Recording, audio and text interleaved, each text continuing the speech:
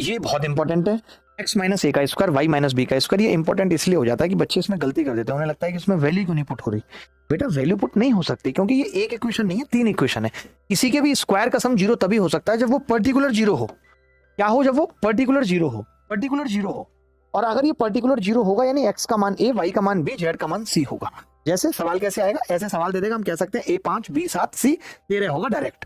अगर ऐसे फॉर्म में दिया हुआ है सवाल कि twice of x a b y z c, तो हम क्या करेंगे, जो x का कॉफिशिएंट है a वो x का मान हो जाएगा, y का कॉफिशिएंट है b वो y का मान हो जाएगा, z का कॉफिशिएंट है c वो z का मान हो जाएगा, बात खत्म। ठीक है, चलो। अच्छा, सवाल भी दे दिया, अब यहां से आप बताओ, देख के डायरेक्ट बता सकते हो a का मान 1, b का मान -4, c का मान 3, कुछ सोचना ही नहीं है, इस पे डायरेक्ट सवाल बन सकता है। बट ये तब तक ही है जब तक a square b square c square का कोई कॉफिशिएंट नहीं है।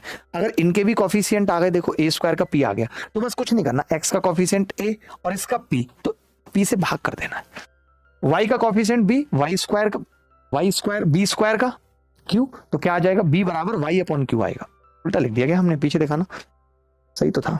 ए बी सी, हमें ए का मान निकालना था, तो ए का मान x ऐसे लिख लेना, ए का मान x, बी का मान y और सी का मान z ऐसे लिख लेना। ठीक है, अब यहाँ पे भी हम क्या कर रहे थे, ए का मान निकालना है हमें, तो ए का मान क्या होगा, ए का कॉफिशिएंट x और ए स्क्वायर का p, तो p से भाग लगा दिया। ऐसे b का कॉफिशिएंट y और q से भाग लगा दिया।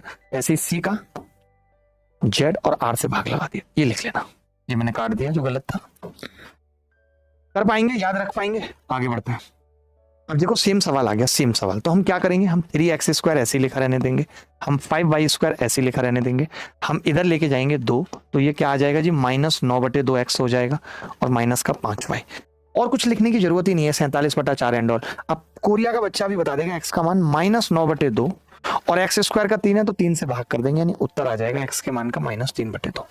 y का मान कितना है जी, -5 कॉफिशिएंट और 5 y स्क्वायर का, तो y की वैल्यू -1 आ जाएगी। रख पाएंगे, क्लियर है।